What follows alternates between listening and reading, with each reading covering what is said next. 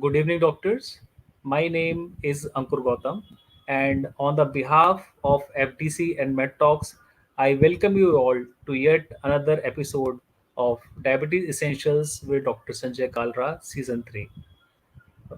Doctors, I would like to wish you a very happy Lori and a very happy Makar Sankranti and Uttarayan.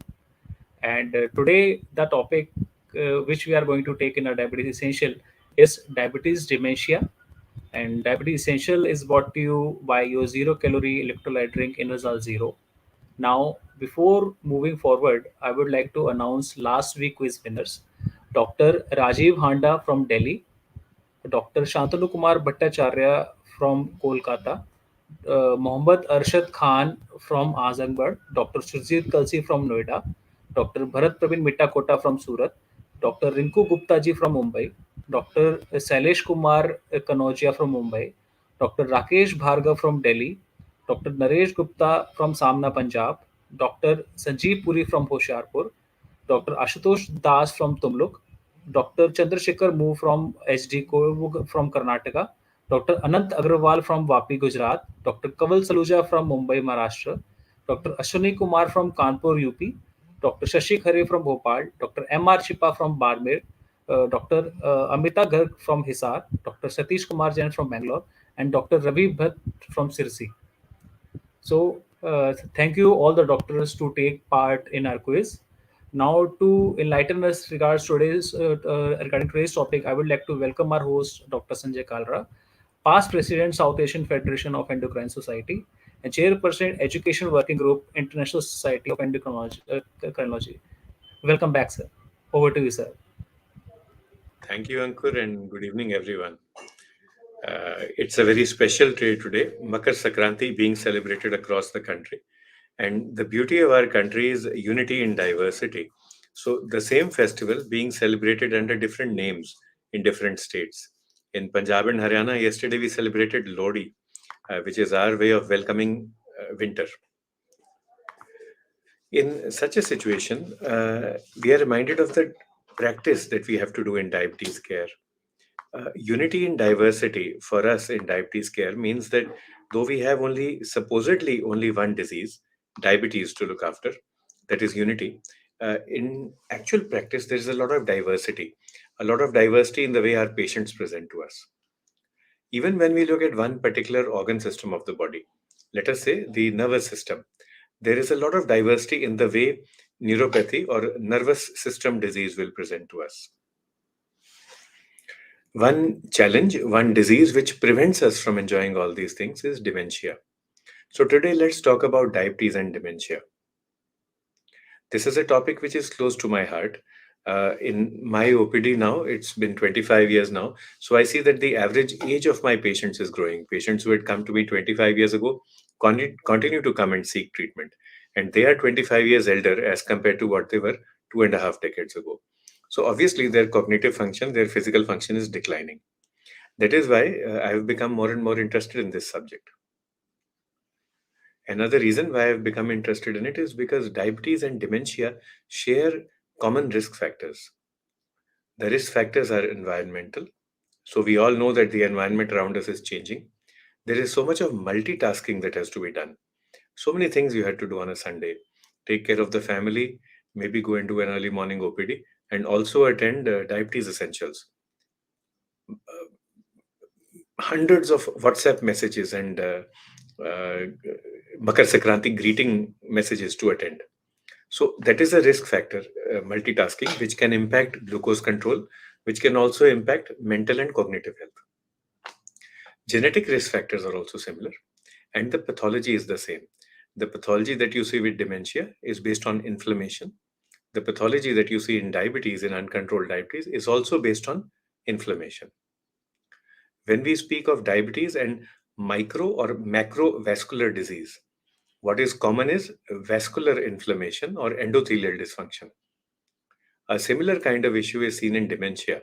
There is a concept known as vascular dementia, where there is suboptimal vascular supply or blood supply to the brain, and that is why these issues occur. Cognitive function is linked not only to diabetes but also to the management of diabetes. How we explain to our patients is this way. So, this is what I say routinely in my OPD.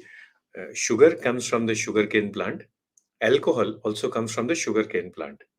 If you cut your sugarcane crop in time, you get sugar. But if you are late in harvesting it, then fermentation occurs inside the sugarcane and you can't get sugar out of it, then you have to take alcohol. What we are trying to convey to the patient is that if there is hyperglycemia, then cognitive function will be impaired. So patient comes in with HbA1c of 14%, 15%. So many times to my patient, I say, thank you. You are still walking around with such a high glucose level.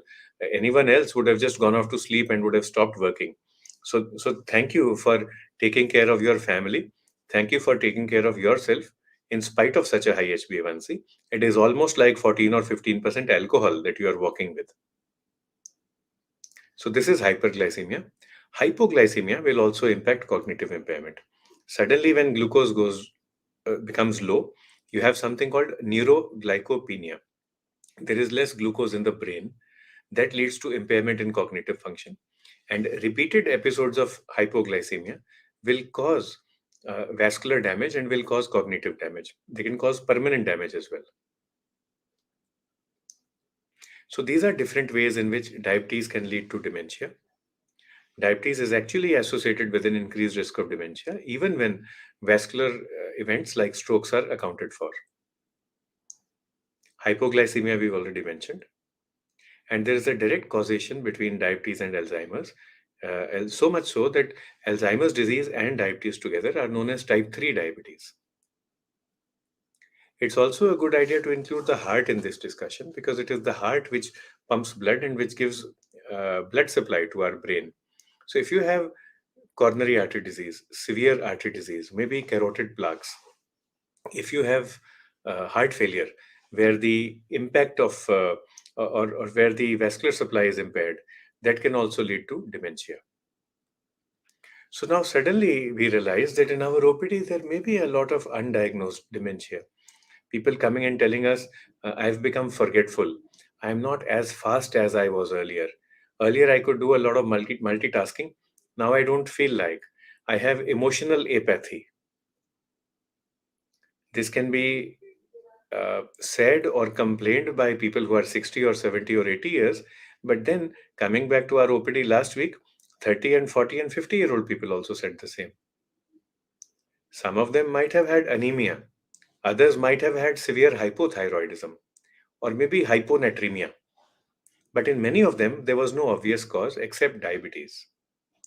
And can diabetes lead to cognitive dysfunction? The answer is yes. So next time somebody complains, do not brush it off. Oh, you're just saying like that. You're not forgetful. You're fine. You'll be okay. Just think of it and say, yes, it's possible that the hyperglycemia is causing this cognitive dysfunction. Like that alcohol story that we said.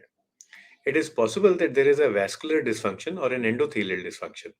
Maybe your blood vessels are so tight, so narrowed because of cholesterol, because of tobacco, because of glucose, that they are not able to supply enough blood to the brain. So let's fix it up for you.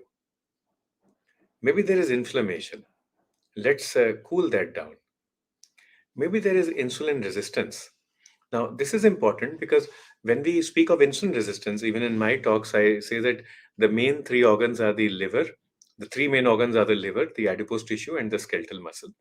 But the brain is also a site of insulin receptors, and the brain, therefore, is a site of insulin resistance.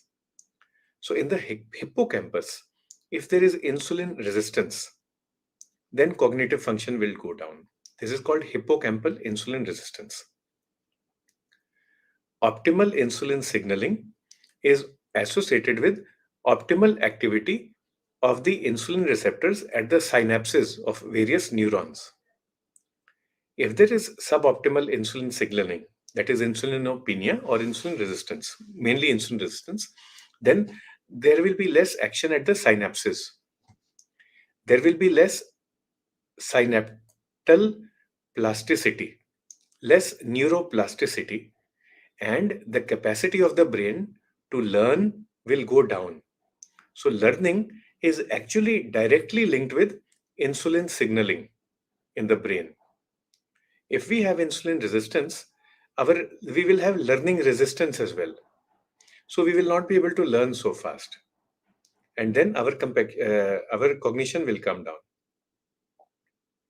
And this reminds me of two English words that I learned recently. One is polymath, the other one is opsimath, math math, not the arithmetic maths, but a polymath is somebody who can learn many things at the same time, who knows many languages at the same time. Almost every citizen of India is a polymath, because you see, we have 1.4 billion people, we have 1.4 billion experts in cricket. Each and every citizen of India knows or has his or her own opinion about who should be the captain of our cricket team and who should be in it and who should be out. We have 1.4 billion experts on diabetes care as well. Everyone has their own opinion, their own algorithm for sugar control.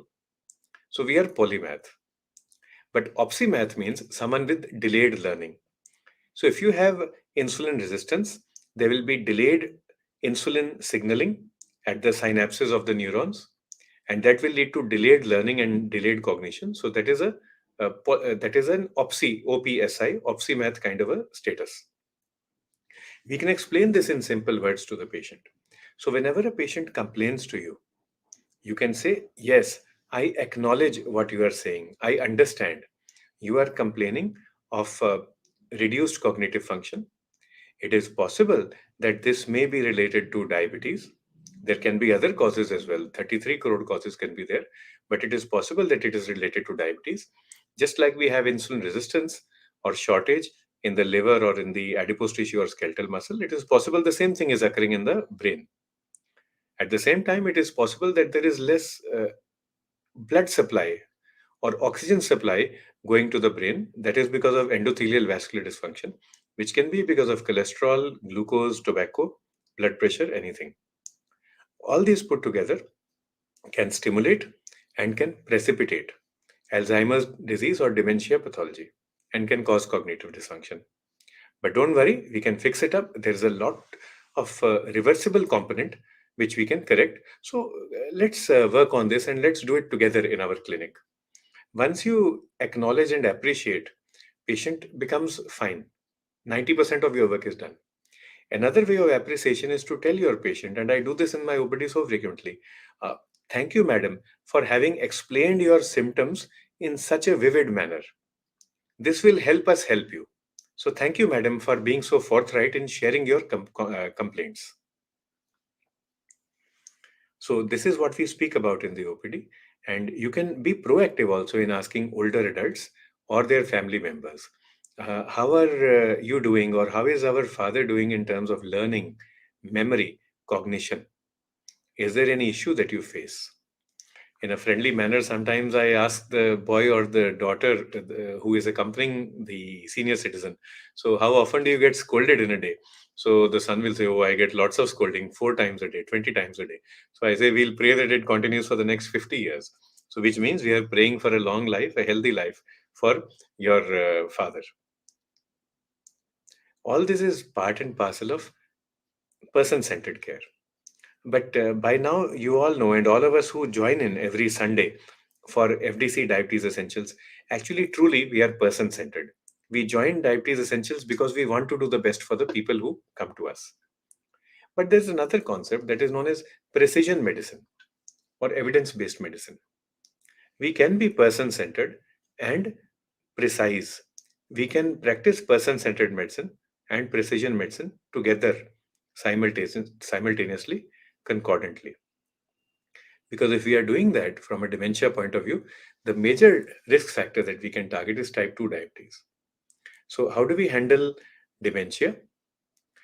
We are very lucky that recently, about 1.5 years ago, the ICMR brought out a neurocognitive toolbox where they have translated the basic screening tools and the diagnostic tools for dementia into 5 Indian languages.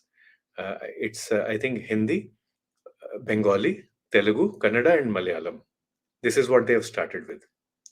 If you want to screen for dementia, then the tool of choice is MOCA, MOCA, Montreal Cognitive Assessment. This is better for screening. If you want to monitor dementia. There is somebody with moderate or severe dementia. You want to monitor the effect of treatment or natural progression. Then MMSC, mini mental state examination. MMSC is better. MOCA is better at picking up mild dementia. MMSC is better at picking up changes in status of moderate or severe dementia. And you can refer to the ICMR NCTB Neurocognitive Toolbox manual to get these. Otherwise, both MOCA and MMSC are available free of cost online. For MOCA especially, we have to remember that the education level of the patient has an impact on MOCA score. So each patient will be different. A professor of arithmetic or mathematics, for example, will get a different score. An illiterate innumerate patient will get a different score. It's not even just about innumeracy. In MOCA, for example, they show you three animals and they ask you to identify them. One is a rhino, one is a camel, and one is a lion, I think. So now it depends. Have you ever seen a rhino in your life? Have you ever seen a camel in your life? If you've never seen, then you won't be able to identify. So be aware of that while using MOCA in your patients. But let's come to what we can do in the OPD. So first of all, we can administer MOCA to all our patients, especially those who complain of forgetfulness or those whose family members complain about that they are becoming forgetful. How do you prevent? Primarily prevent before it occurs. Control glucose properly. Avoid hypoglycemia. Control blood pressure and obesity as well, and as depression, anxiety. Make sure that psychological and metabolic management both are optimal. The most effective way of preventing dementia is regular physical activity and social interaction. So make sure people interact with each other. They shouldn't isolate themselves. Stop tobacco if you've started. And try to learn more things, learn new things, learn a new hobby, get into adult learning, vocational training, encourage people to do the crossword, to play Sudoku, to learn a new language. Last entire year, I learned Latin on Duolingo. I managed 365 days. So that was my way of primary prevention of dementia. Supposing mild dementia has set in, then what do you do? So, what is secondary prevention? That is, screen all patients, everyone above 60. And like we said, MOCA would be the best way of screening. You can screen annually, or you can screen whenever there's a sudden change in glucose control or in overall medical or mental health. If a significant change occurs in lifestyle, family health, maybe place of stay has changed, your patient has migrated from village to the city, has come to live with his daughter or son, then again, it would be a good idea to screen early. While you are screening for dementia, try to screen for the cause as well. There are many reversible causes of dementia. Let's look at some examples. Endocrine, high TSH, that will cause impaired memory and forgetfulness. So get a TSH done. Metabolic, low sodium, very common cause. So fix up the sodium. Nutritional, thiamine deficiency. So give thiamine. Maybe vitamin B12 deficiency also. So again, these should be screened for. And not only should you focus on the patient, also focus on the family. So say thank you, madam, for taking care of your elder mother. It feels so nice to see such a close knit family. I appreciate how difficult it is for you to take care of her in this old age. That helps improve the health of the caregiver as well. If the caregiver is facing physical or financial fatigue, or maybe psychological fatigue, try to help the patient out, to help the caregiver out. Now, if dementia worsens, then we go to tertiary prevention. You have to try to reduce the impact of the disease. Here, for monitoring, the best would be MMSC, like we said, mini mental scale status examination. And from a glucose point of view, go slow. Keep glucose levels okay, like 125 to 150 fasting, 200 to 250 postprandial, HbA1c around 8%. Prioritize safety over efficacy. Use more of DPP4 inhibitors, for example. Try to give FDCs, fixed dose combinations, which minimize the pill burden. If your patient has frequent episodes of hyponatremia, then some of the energy drinks that we can use would be Enerzel Zero. If your patient has or is at high risk of hyponatremia plus hypoglycemia, then maybe Enerzel Blitz. So these are energy drinks that we can use at regular intervals to help the patient remain okay. Of course, modern technology is important. We should use whatever monitoring devices we have, but the best monitoring devices are the family members. So you should empower the family members. So, like you might even tell the 8-year-old granddaughter, Bete, would you please be a doctor for your grandmom? So, yes, whenever you see that she has become forgetful or she is not answering properly, there is this 200 ml energy drink in the fridge. Make sure that she takes it. Just put a straw in it and give it to her. And then you call mummy or papa for help. So, with this, you are empowering the 8-year-old girl to be a first aid responder to her grandmom. You are teaching her the concept of hypoglycemia and hyponatremia. And it is possible that this young girl may grow up tomorrow to be a Nobel Prize laureate and bring laurels to our country. And it is also possible that 30 years from now, she is treating you and me for whatever disease we have when we grow old. So use modern technology, but also use team members, the family. We have spoken about primary, secondary, tertiary prevention. We all know these levels. Quaternary prevention enjoins us to prevent over labeling, over diagnosis, over treatment. So don't go overboard. Do not use this label of dementia too freely because it carries some kind of stigma in society. Make sure that the diagnosis is done using whatever tools you have available to you. Quinary prevention means preventing misinformation and promoting information. So, that is what we are doing today through Diabetes Essentials. We are enhancing awareness about diabetes dementia and about what we can do to correct it. But many of you will say, okay, this is fine. So far, this is social stuff, taking care of glucose, blood pressure, the family. I am doing that. Do we have any drugs? Yes, we do. Lecanemab is a monoclonal antibody. Remember that whenever a drug's name finishes with MAB, MAB, this is a humanized monoclonal antibody, MAB. So lecanemab was approved last year in US. The cost is around $26,000 per year. They give injections every 2 weeks, and it slows cognitive and functional decline in early dementia. The black box warning is that there can be ARIA, which is amyloid related imaging abnormalities. Amyloid related imaging abnormalities on MRI scan. So you might have micro hemorrhages and you might have cerebral edema when this drug is given. Drugs that are available in India, which we can use in primary care, but if you wish to use in primary care, be aware that you should have a neurologist with you for backup and be very careful about pharmacovigilance. Now, memantine is a very beautiful drug because it was approved, the patent was given in 1968 for management of type 2 diabetes. Then they found out it doesn't control glucose all that well. It began to be used in various uh, neurological diseases where you have something like excitotoxicity, too much of excitation because of too much of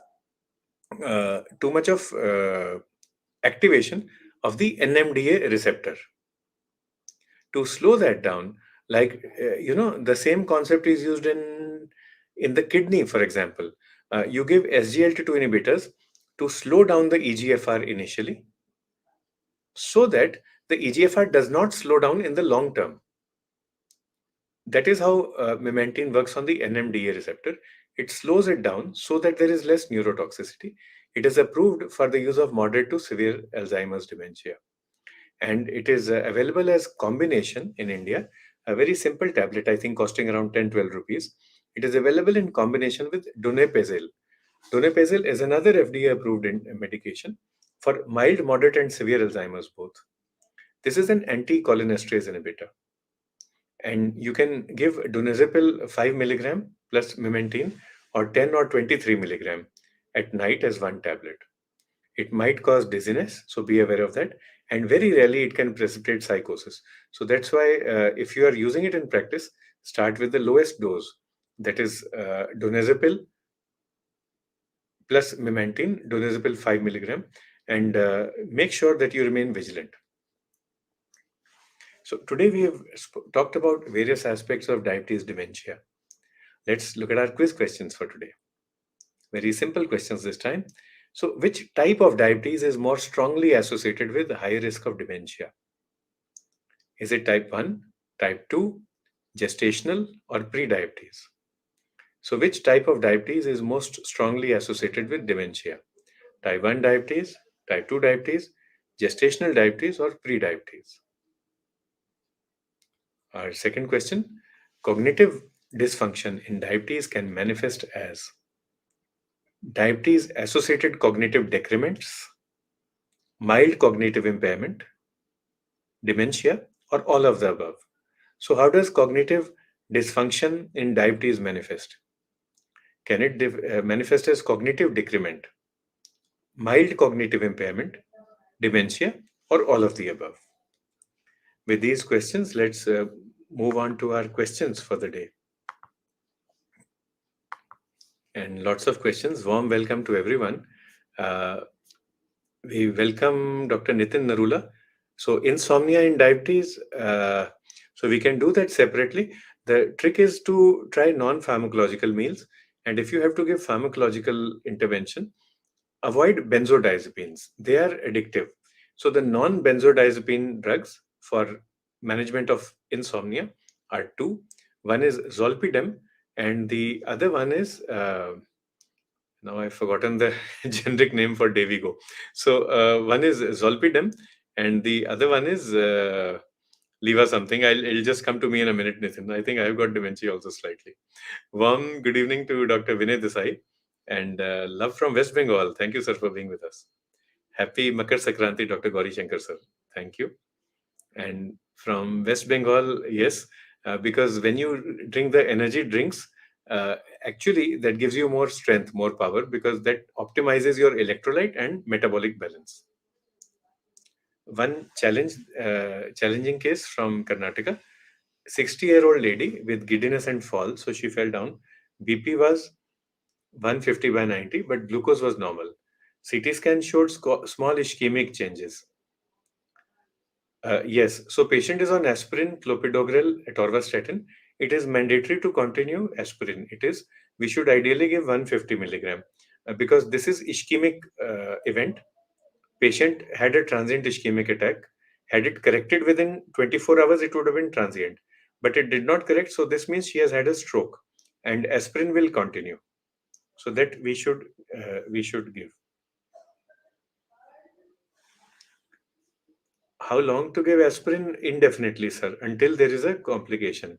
Even if there is a mild bleeding tendency. Suppose patient has small ecchymosis or petechiae. Even then, we should continue at least one of them, either aspirin or clopidogrel, depending upon whatever is required or whatever is safer. This policy we should continue until age 70. After 70, it will become an individualized decision. However, if your patient has very high blood pressure and patient has had hemorrhagic stroke in the past, then aspirin is contraindicated and we should not give. Welcome to Dr. Anshul Singhai and a happy Makar Sankranti to you as well. Okay, patient feels bloated abdomen and tiredness on taking aspirin and clopidogrel. We can give enteric coated aspirin, but most of the companies already will be enteric coated. The reason may be something else. Statin can cause weakness. The tests that we should do are sodium, potassium, there may be dyslipidemia, and a TSH. Another test we should do is hemoglobin or iron studies. Maybe patient is uh, patient's hemoglobin is okay, but patient has iron deficiency. So these are the common things to look for. Statin can cause tiredness. If you want to diagnose myositis, then we'll have to do CPK test that will come as high. Dr. Anshul asked a very challenging question. Any OHA that prevents dementia? So there are studies which show that using DPP4 inhibitors, using even sulfonylureas improve brain health. That is because they improve glucose control. The OADs that should be avoided in people with moderate and severe dementia are sulfonylureas. The safest would be DPP4 inhibitors for us. Apologies, Vinay, the slides are hazy. Sincere apologies. Next time I'll look into it. The correlation of dementia is more with diabetes or hypertension. So, my bias, Anshul, would be towards diabetes because I see more patients. And severe hypertension, I don't have too many patients in my OPD with poorly controlled hypertension. So, that is why I think diabetes, dementia go together. When you say hypertension, the diagnostic label will be vascular dementia. 50-year-old lady on insulin always having pain in the left thumb and no other pain. So it might be the joint which is involved and it might be a neuropathy. So probably the joint we should look at. Good question for Piracetam from Love Humanity. Piracetam 800 is used in vascular dementia, but it will not improve memory. So we can avoid prescribing that. And if you want to give a sleep inducing drug, then I'd forgotten the name, that is lemborexant. Either zolpidem or lemborexant. Both are available as 5 and 10 milligram. Begin with 5 milligram at night. Both are non-benzodiazepines. Patient is worried at age 45 because glucose sometimes goes high and low, and after food, sugar level increases. So we encourage 3 plus 3 meal pattern in this patient, 3 major meals and 3 snacks in a day, and also try to reduce the glycemic index of the food.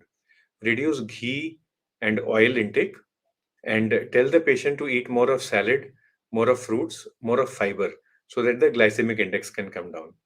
Try to increase protein intake while reducing carbohydrate intake.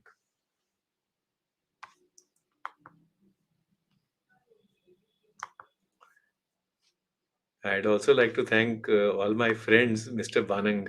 So, Harik friend zaruri hota hai. So, I'd forgotten the name of Lembor accent, and thank you, Mr. Anang, for reminding me. And this reminds me of that wonderful advertisement, Harik friend zaruri hota hai. Thanks, Anshul. Thanks, Dr. Gauri Shankar and Vinay, for being with us. More challenging questions. Newly diagnosed HbA1c 10.5, asymptomatic patient at age 50. Now, 10.5 means that we need to give dual or triple therapy.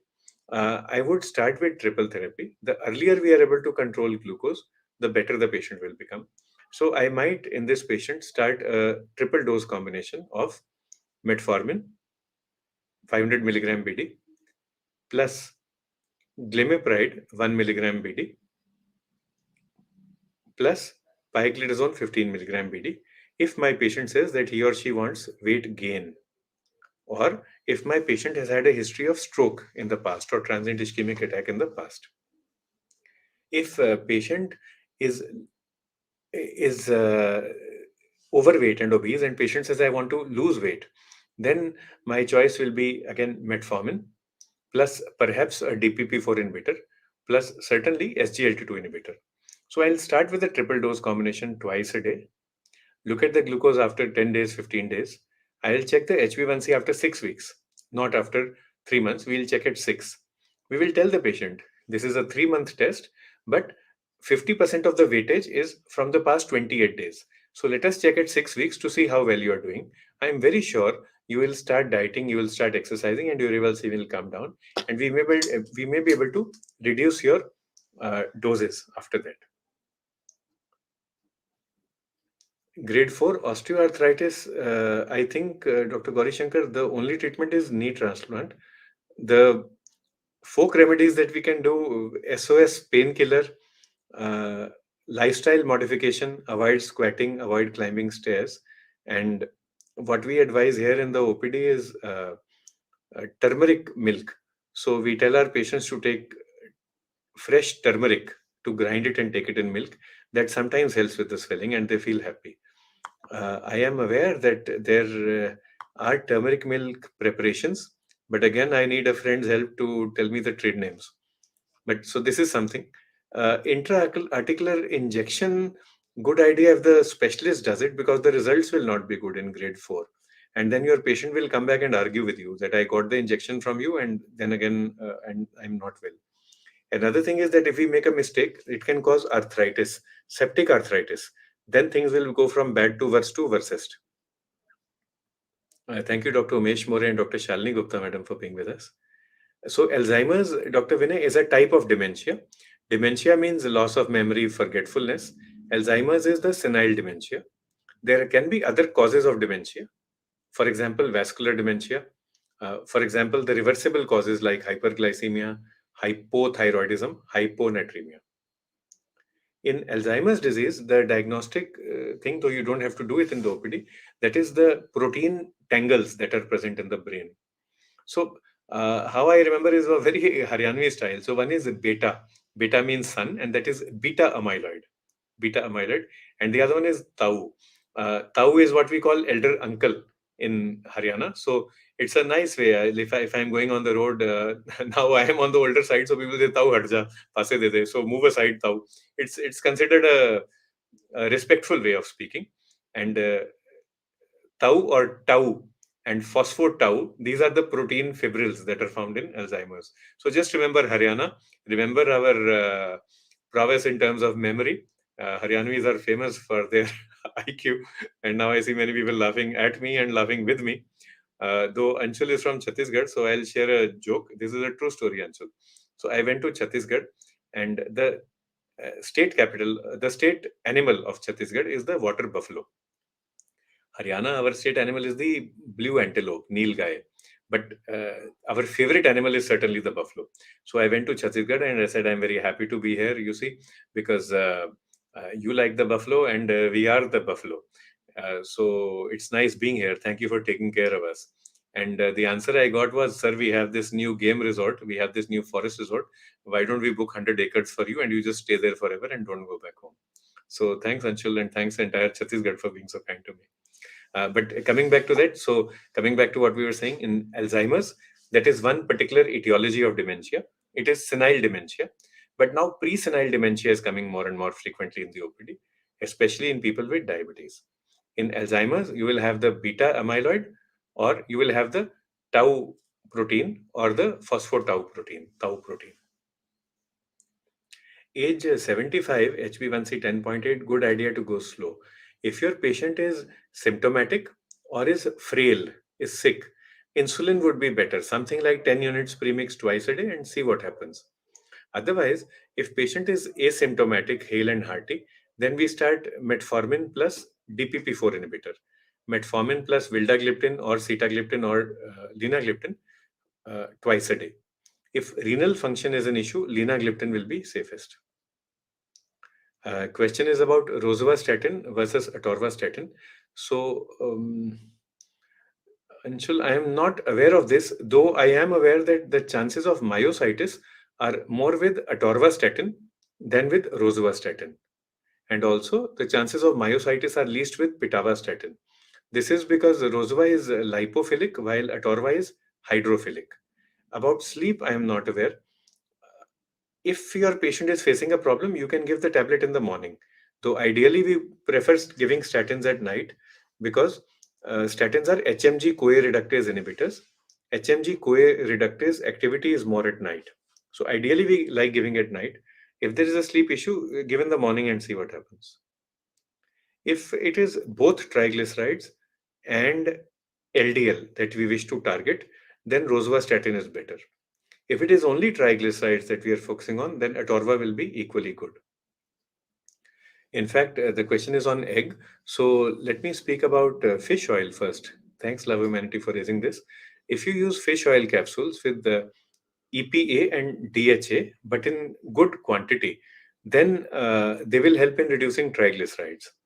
So they can help. Vitamin D is good for overall health. For brain health, vitamin B1, thiamine, and an activated version of that, which is sulbutamine. These will be better. Quiz question for everyone is, vitamin B is water soluble. The quiz question is, please name a lipid soluble or a fat soluble vitamin B. That's the question. Please name a lipid soluble or fat soluble vitamin B. Please answer in the chat box, feel free. And now question is about omega-3 rich fatty acids. So omega-6 to omega-3 ratio should be maintained. Eggs will not make a difference. It is fish actually which will make a difference. And if you cannot access cold water, fatty fish, which we cannot access in India, salmon, cold water, fatty fish. If you cannot access, then the fish oil capsule would be better. Otherwise, even with the edible plant oils that we take, whether it is olive oil or mustard oil or groundnut oil, with that also we can actually have good omega-3 and good omega-6 intake. And this question, thank you, Love Auntie, reminds me that perhaps we should do a we should do a diabetes essentials or just on fatty acids and fat, how to choose oil and fat. And good evening, Dr. Vinayak. Thanks for being with us. Thank you, Dr. Hemant Patel. And in young new type 2 diabetes, insulin should not be the first choice with or without OAD. Depends upon the presentation, Hemant. If it is classic type 2 diabetes, also the patient doesn't have ketosis, ketonuria, patient has no comorbid condition, concomitant complication, then we go ahead with OADs. But supposing patient is sick, symptomatic, has lost a lot of weight, has got an associated infection, then it is good idea to give insulin for short period of time. So if the patient is sick, insulin will be the drug of choice. If your patient is not sick, then you try OADs. Whatever you do in the OPD, tell your patient we are trying this for a week or two and we may change our gear later on. So a nice way would be, let me start in first gear.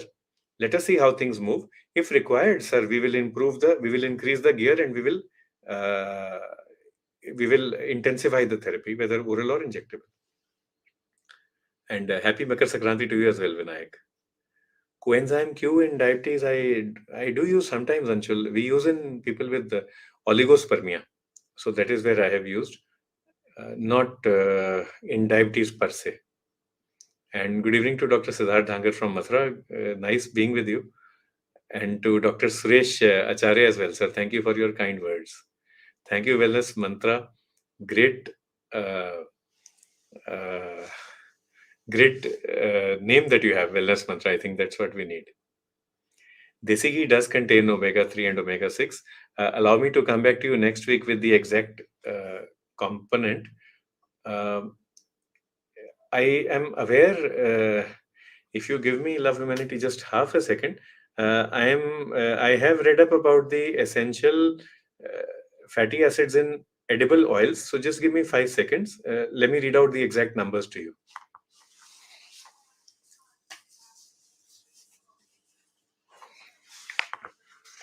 So why I'm aware is because this is something that I've been writing. Uh, the best alternative to olive oil, because our patients are so fond of olive oil, they spend all their money on that. So now if we want an ideal omega-6 to omega-3 ratio, the WHO says the ratio should be something like 5 is to 1. Olive oil has got a 14 is to 1 ratio, omega-6 to omega-3. And if you want a better ratio, you can actually get that. The healthiest ratios, omega-6 to omega-3, will be seen in canola oil, which is 2 is to 1, cottonseed oil, which is 1.5 is to 1, flaxseed oil and walnut oil, which are expensive. If you want healthy linoleic to alpha linoleic acid ratios, then mustard oil and soybean oil are good. 2.5 is to 1 is the ratio for mustard, and 7 to 1 is the ratio for soybean oil. What you can tell your patients is that every oil has its own benefits, so we take a little bit of everything. The best suggestion from a South Asian perspective, from an Indian perspective, would be either groundnut or mustard oil. So that's one. Either groundnut or mustard oil plus corn oil, soybean, or sunflower oil. So let me repeat again. Choose one out of groundnut and mustard. Choose one out of soybean and sunflower, or maybe corn oil. Whatever is available, whatever is economical, whatever is acceptable. And if you take this combination, you will get all the benefits. Omega 6, omega 3 ratio will be optimized.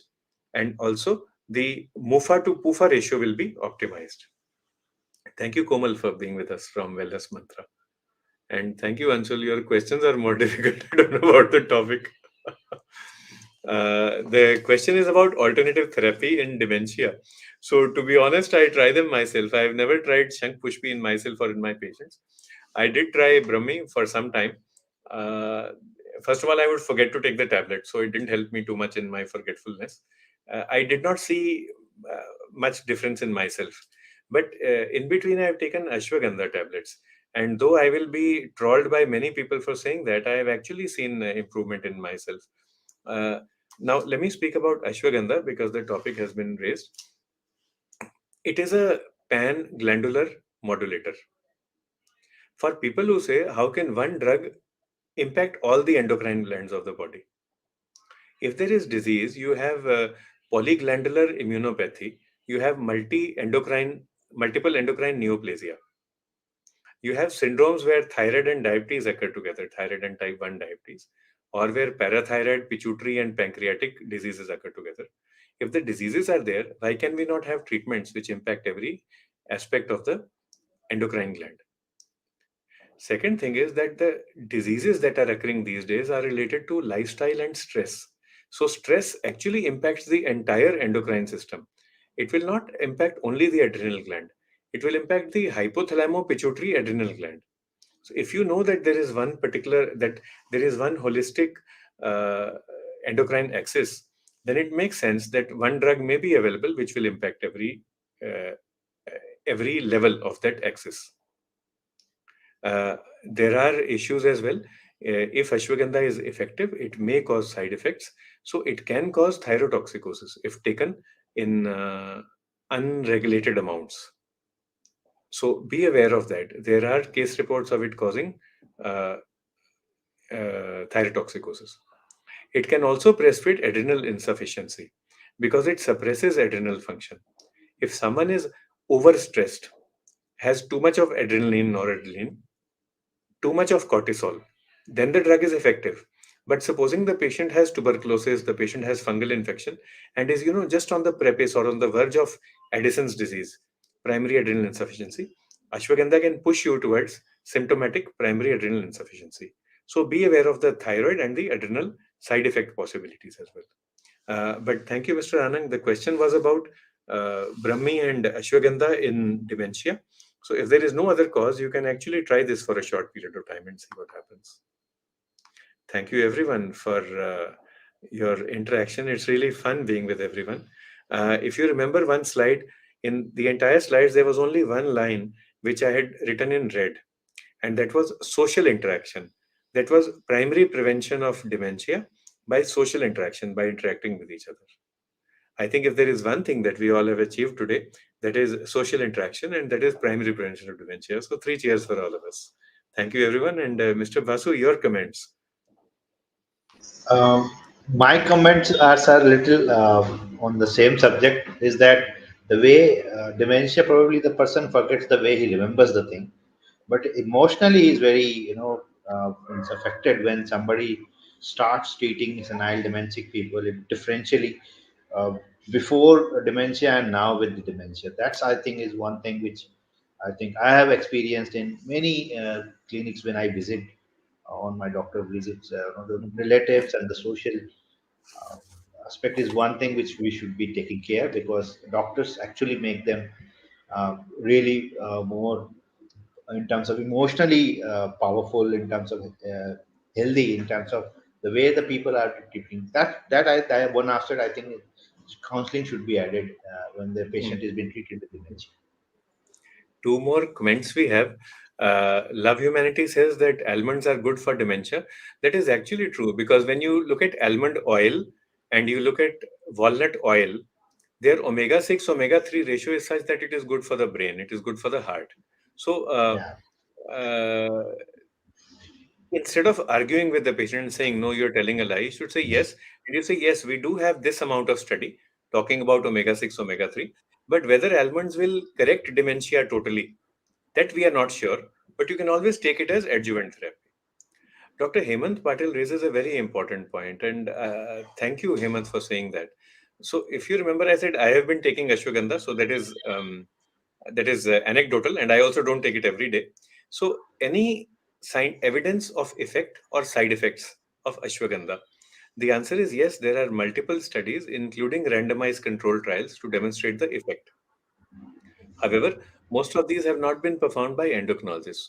So, as an endocrinologist, when I look at their endpoints, maybe what time did they check the serum cortisol, for example, or what time did they check the serum TSH? वहाँ पे थोड़ी थोड़ी गड़बड़ है. So we need better quality studies. But still, the RCTs are available. The RCTs are available in short term, up till 4, 8, 12 weeks, not beyond that. Regarding side effects, there are case reports, and if you see again, I've highlighted again, be aware of the impact on thyrotoxicosis and on adrenal insufficiency. So these side effects are reported from, the funny thing is not from India, but from outside. So people have actually worked on this. And it would be difficult to give a blanket recommendation. I fully agree with Hemant. It would be difficult to give a blanket recommendation. So you will find that these drugs are not listed in our slides as well. Yeah. However, one should not discount it. So if your patient says, I am feeling better, yes, continue taking, but keep a watch on your thyroid function test and keep a watch on your adrenal function. And thank you, Hemant. I think the points that everyone has raised today have actually made this topic, made our discussion more enriching. So thank you, everyone. Right, sir. With this, we take your thank you time for being with us once again. And the long questions are still coming. Vitamin B5. I think, sir, the answer is B1. That Yeah, salbutamol is where yeah. salbutamol is the new And fat soluble. benfothiamine. Yeah, yeah, Benfothiamine is used in diabetic yeah, neuropathy. yeah, Benfothiamine is lipid soluble. That's yeah. the answer. So with the answer also we are getting, I think this is the time we say goodbye to sir and thank you very much for being taking the session today. Good And sleep is also yeah, essential to prevent yeah, dementia. that's the most important, I think, sir. That's the Yeah, most important. right. So thank you to all our viewers with once again being with us on every Sunday. See you on next Sunday with Dr. Sanjay Kalia. Good night and Jai Hind, sir. Jai Hind.